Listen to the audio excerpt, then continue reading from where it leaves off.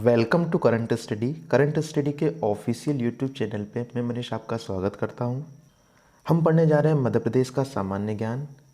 मध्य प्रदेश का सामान्य ज्ञान मध्य प्रदेश में आने वाली विभिन्न प्रतियोगी परीक्षाओं जैसे कि मध्य प्रदेश पुलिस, पटवारी, जेल प्रहरी, कृषि सहायक और आने वाले विभिन्न प्रतियोगी परीक्षाओं में बहुत ही उपयोगी साबित होगा। मध्य प्रदेश सामान्य ज्ञान का पहला भाग है मध्य प्रदेश का गठन। मध्य प्रदेश सामान्य ज्ञान लगभग 20 भाग में कंप्लीट होगा, जिसका पहला अध्याय है मध्य प्रदेश का गठन। दोस्तों, जो भी मध्य प्रदेश की प्रतियोगी परीक्षाओं की तैयारी कर रहे हैं उनसे मैं कहना चाहूँगा कि आप इस सीरीज़ को बिल्कुल ध्यान से पढ़ें, क्योंकि ये आपके लिए जितनी भी प्रतियोगी परीक्षाएं आने वाली जो मध्य प्रदेश स्टेट गवर्नमेंट की एग्ज़ाम होगी उसमें बहुत ज़्यादा महत्वपूर्ण और उपयोगी होगा। और सभी विद्यार्थी मेरे साथ नोट्स भी बनाएं, अपनी कॉपी में नोट भी करें, क्योंकि वीडियो के बाद आपसे एक क्वेश्चन भी पूछा जाएगा जिसका जवाब आपको नेक्स्ट वीडियो में देना है। तो आगे बढ़ते हैं, देखते हैं मध्य प्रदेश का गठन कैसे हुआ, कैसे मध्य प्रदेश का नाम दिया गया, कैसे मध्य प्रदेश में जिले बनाए गए। तो आगे बढ़ते हैं। मध्य प्रदेश का गठन। मध्य प्रदेश को मध्य प्रदेश नाम देश के प्रथम प्रधानमंत्री जवाहरलाल नेहरू ने दिया। तो ध्यान रखिएगा कि मध्य प्रदेश को मध्य प्रदेश नाम किसने दिया, तो मध्य प्रदेश नाम देश के प्रथम प्रधानमंत्री पंडित जवाहरलाल नेहरू ने दिया। मध्य प्रदेश को सोया स्टेट, टाइगर स्टेट, नदियों का मायका, सेंट्रल प्रोविंस और बरार नाम से भी जाना जाता है। तो ये भी बहुत महत्वपूर्ण लाइन है कि मध्य प्रदेश को और किस नाम से जाना जाता है। तो ध्यान रखिएगा, मध्य प्रदेश को सोया स्टेट, टाइगर स्टेट, नदियों का मायका, सेंट्रल प्रोविंस और बरार नाम से जाना जाता है। आगे बढ़ते हैं। 29 दिसंबर 1953 को फजल अली की अध्यक्षता में राज्य पुनर्गठन आयोग का निर्माण हुआ। तो ध्यान रखिए, राज्य पुनर्गठन आयोग का निर्माण कब हुआ, तो राज्य पुनर्गठन आयोग का निर्माण हुआ 29 दिसंबर सन 1953 को। किसकी अध्यक्षता में, फजल अली की अध्यक्षता में। और साथ में कौन थे, हृदयनाथ कुंजरू और के.एम. पणिक्कर। तो ध्यान रखिएगा कि 29 दिसंबर 1953 को फजल अली की अध्यक्षता में राज्य पुनर्गठन आयोग का निर्माण किया गया, जिसमें हृदयनाथ कुंजरू और के.एम. पणिक्कर भी शामिल थे। फजल अली ने अपनी रिपोर्ट 1955 में आयोग को सौंपी। तो फजल अली ने अपनी रिपोर्ट कब सौंपी, 1955 में। राज्य पुनर्गठन से पहले राज्य ए, बी, सी और डी वर्गों में विभाजित था। ध्यान रखिएगा, राज्य पुनर्गठन से पहले राज्य ए, बी, सी और डी वर्गों में विभाजित था। पार्ट ए, सेंट्रल प्रोविंस और बरार। तो पार्ट ए का नाम क्या है, सेंट्रल प्रोविंस और बरार, जिसकी राजधानी क्या है, नागपुर, और जिसके प्रमुख थे पंडित रविशंकर शुक्ल। ये बार बार पूछते हैं कि पार्ट ए के प्रमुख कौन थे, तो याद रखिएगा पार्ट ए के प्रमुख थे पंडित रविशंकर शुक्ल। पार्ट बी, मध्य प्रदेश, जिसकी राजधानी इंदौर और ग्वालियर थी, जो कि 6-6 माह के लिए रहती थी, और इसके प्रमुख थे लीलाधर सेठ। पार्ट सी, विंध्य प्रदेश, विंध्य प्रदेश की राजधानी क्या थी, रीवा, और इसके पंडित शंभुनाथ शुक्ल। पार्ट डी, भोपाल, जिसकी राजधानी थी भोपाल और जिसके प्रमुख थे डॉक्टर शंकर दयाल शर्मा। ध्यान रखिएगा, पार्ट डी के प्रमुख थे doctor Shankar Dayal Sharma. Part A के प्रमुख पंडित रविशंकर शुक्ल, पार्ट बी के प्रमुख लीलाधर सेठ, पार्ट सी के प्रमुख शंभुनाथ और पार्ट डी के प्रमुख डॉक्टर शंकर दयाल शर्मा। आगे बढ़ते हैं। राज्य पुनर्गठन आयोग की शर्तें, ये बार बार परीक्षा में पूछी जाती है कि राज्य पुनर्गठन आयोग की क्या क्या शर्तें थी। तो ध्यान से समझिएगा, राज्य पुनर्गठन आयोग की क्या शर्तें थी। राज्य का गठन भाषा और संस्कृति के आधार पर करना अनुचित है। बहुत महत्वपूर्ण पॉइंट है, राज्य का गठन भाषा और संस्कृति के आधार पर नहीं किया जाना चाहिए। फिर किस बात को ध्यान में रखना होगा, राज्य का गठन राष्ट्रीय सुरक्षा, वित्तीय प्रशासन व्यवस्था, पंचवर्षीय योजनाओं की सफलताओं को ध्यान में रखकर करना चाहिए। तो राज्य का गठन किसको ध्यान में रखकर करना चाहिए, ये पॉइंट पूछ सकते हैं। तो पहला है राष्ट्रीय सुरक्षा, वित्तीय और प्रशासनिक आवश्यकता और पंचवर्षीय योजनाओं की सफलताओं को ध्यान में रखकर करना चाहिए। ये फजल अली ने अपनी बात राज्य पुनर्गठन आयोग की शर्त में लिखी। अतः 14 राज्यों और 6 केंद्र शासित प्रदेशों का निर्माण किया गया। तो पूछा जा सकता है कि जब राज्य पुनर्गठन आयोग बना था तो कितने राज्यों का निर्माण हुआ, तो 14 राज्य और 6 केंद्र शासित प्रदेश का। अब राज्य पुनर्गठन आयोग में और क्या लिखा हुआ था, बुल्ढाना, अकोला, अमरावती, यवतमाल, वर्धा, भंडारा, नागपुर और चांदा। ये राज्यों को ध्यान में रखिएगा। क्या राज्य हैं, बुल्ढाना, अकोला, अमरावती, यवतमाल, वर्धा, भंडारा, नागपुर और चांदा को तात्कालिक महाराष्ट्र में शामिल कर दिया गया तथा पार्ट ए का मध्य प्रदेश में शामिल किया गया। ठीक है, तो इन राज्यों को महाराष्ट्र में शामिल कर दिया गया और पार्ट ए को मध्य प्रदेश में शामिल कर लिया गया। जितना बचा हुआ भाग था उसे मध्य प्रदेश में शामिल कर लिया गया।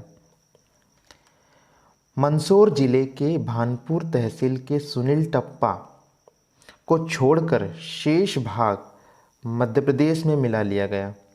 कौन सी तहसील, मंदसौर जिले की भानपुरा तहसील के सुनील टप्पा को छोड़कर शेष भाग मध्य प्रदेश में मिला लिया गया। आगे बढ़ते हैं। राजस्थान के कोटा जिले की सिरोंज तहसील को विदिशा जिले में मिला लिया गया। तो किस राज्य की सिरोंज तहसील, राजस्थान के कोटा जिले की सिरोंज तहसील को विदिशा जिले में मिला लिया गया। आगे बढ़ते हैं। पार्ट सी मध्य प्रदेश में शामिल तथा भोपाल को भी मध्य प्रदेश में शामिल कर लिया गया। तो पार्ट सी का पूरा भाग मध्य प्रदेश में मिला लिया गया और जो भोपाल था जिसे हम डी नाम से जानते थे, पार्ट डी, उसे भी पूर्ण रूप से मध्य प्रदेश में शामिल कर लिया गया। आगे बढ़ते हैं।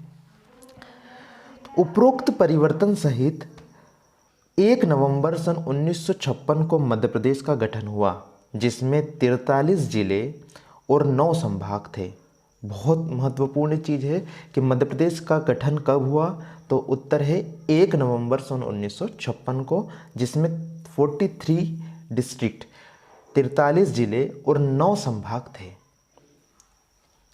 और उस समय मध्य प्रदेश का क्षेत्रफल क्या था, उस समय मध्य प्रदेश का क्षेत्रफल था 4,43,446 वर्ग किलोमीटर और उत्तर से दक्षिण तक का विस्तार क्या था, 1127 किलोमीटर तथा पूर्व से पश्चिम तक का विस्तार क्या था, 996 किलोमीटर। ध्यान रखिएगा, ये कब का है, जब छत्तीसगढ़ को मध्य प्रदेश से अलग नहीं किया गया था। आगे हम देखेंगे जब छत्तीसगढ़ का विभाजन हो गया तब मध्य प्रदेश का क्षेत्रफल क्या था। चलिए आगे बढ़ते हैं।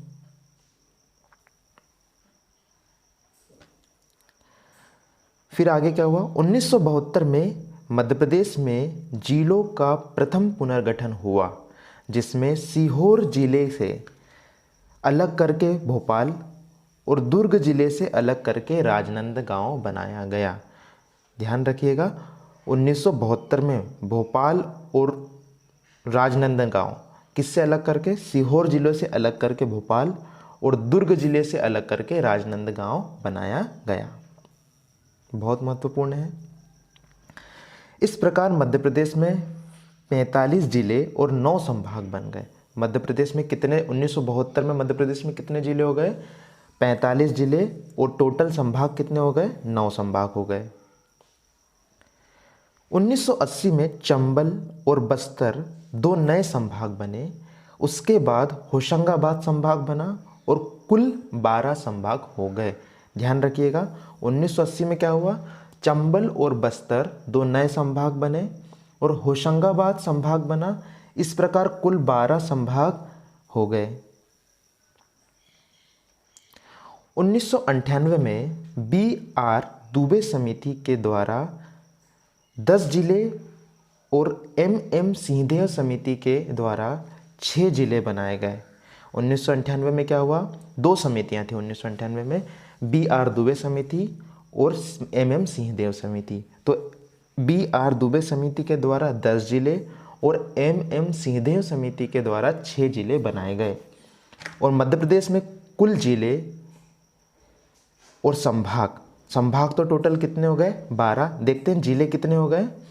45 जिले पहले थे और 10 B.R. दुबे समिति और 6 M.M. सिंहदेव समिति, मतलब 16 जिले और जुड़ गए।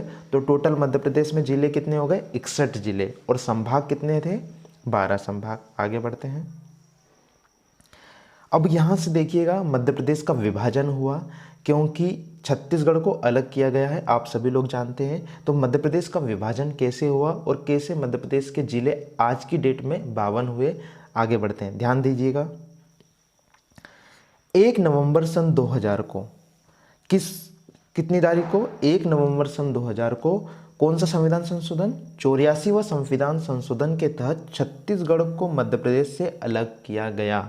बहुत महत्वपूर्ण है कि छत्तीसगढ़ का निर्माण कब हुआ 1 नवंबर सन 2000 को। कौन सा संविधान संशोधन 84वां संविधान संशोधन के तहत छत्तीसगढ़ को मध्य प्रदेश से अलग किया गया। यह पूछा जा सकता है। मध्य प्रदेश के विभाजन से 16 जिले और 3 संभाग नवीन राज्य छत्तीसगढ़ में शामिल हो गए तथा मध्य प्रदेश में कुल 45 जिले और 9 संभाग शेष रह गए। जैसे ही छत्तीसगढ़ का निर्माण हुआ, देखो एक चीज़ और पूछा जाता है कि कौन सा संशोधन विधेयक हुआ, तो छत्तीसगढ़ संशोधन विधेयक सन 2000 के तहत। और संविधान संशोधन कौन सा 84वां संविधान संशोधन के तहत छत्तीसगढ़ का निर्माण हुआ, जिससे क्या हुआ 16 जिले और 3 संभाग नवीन राज्य छत्तीसगढ़ में शामिल कर दिए गए। और मध्य प्रदेश में क्या बचा, कुल 45 जिले और 9 संभाग शेष रह गए। आगे बढ़िए। 15 अगस्त सन 2003 को बोस समिति ने खंडवा से अलग करके बरहानपुर, शहडोल से अलग करके अनूपपुर और गुना से अलग करके अशोकनगर 3 जिलों का निर्माण किया। तो पूछा जा सकता है कि बरहानपुर, अनूपपुर और अशोकनगर का निर्माण किस स्थान को हुआ, तो 15 अगस्त सन 2003 को। कौन सी समिति के तहत, बोस समिति के तहत। खंडवा से अलग करके बरहानपुर, शहडोल से अलग करके अनूपपुर और गुना से अलग करके अशोकनगर का निर्माण किया गया। आगे बढ़ते हैं। तो फिर क्या हुआ, मध्य प्रदेश में 45 और 3 नए जिले और जुड़ गए, तो फिर से मध्य प्रदेश में 48 जिले हो गए। कब, 15 अगस्त सन 2003 को। 17 मई 2008 को अलीराजपुर, 24 मई 2008 को सिंगरौली, 16 अगस्त सन 2013 को अगरमालवा 3 नए जिले बनाए गए तथा एक नया संभाग जोड़ा गया शहडोल। याद रखिएगा, अभी 10वां संभाग कौन बना है, शहडोल। तो ये भी पूछा जा सकता है कि 10वां संभाग कौन सा है, तो शहडोल है। इस प्रकार मध्य प्रदेश में 48 और 3 नए जिले मतलब 51 जिले हो गए और टोटल संभाग जो है वो 10 हो गए। और 10वां संभाग कौन सा बन गया, शहडोल। 1 अक्टूबर सन 2008 को टीकमगढ़ से अलग करके निवाड़ी जिला बनाया गया। अभी ये बहुत करंट का क्वेश्चन है कि निवाड़ी जिला कब बना, 1 अक्टूबर सन 2018 को। किससे अलग करके, टीकमगढ़ से अलग करके निवाड़ी जिला बनाया गया। नवीन जिला बनने के साथ ही निवाड़ी जनसंख्या, आकार और तहसीलों की संख्या के आधार पर मध्य प्रदेश का सबसे छोटा जिला बन गया। पूछा जा सकता है मध्य प्रदेश का सबसे छोटा जिला जनसंख्या के आधार पर, तो आपका उत्तर क्या होगा, निवाड़ी। मध्य प्रदेश का सबसे छोटा जिला क्षेत्रफल के आधार पर, तो उत्तर होगा निवाड़ी। और तहसीलों की संख्या के आधार पर, मतलब सबसे कम तहसील किस जिले में है, तो उसका भी उत्तर होगा निवाड़ी।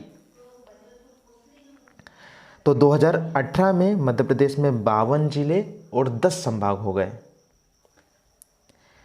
निवाड़ी के पहले कलेक्टर, यह भी पूछा जा सकता है कि निवाड़ी के पहले कलेक्टर कौन बने, तो अक्षय कुमार सिंह निवाड़ी के पहले कलेक्टर।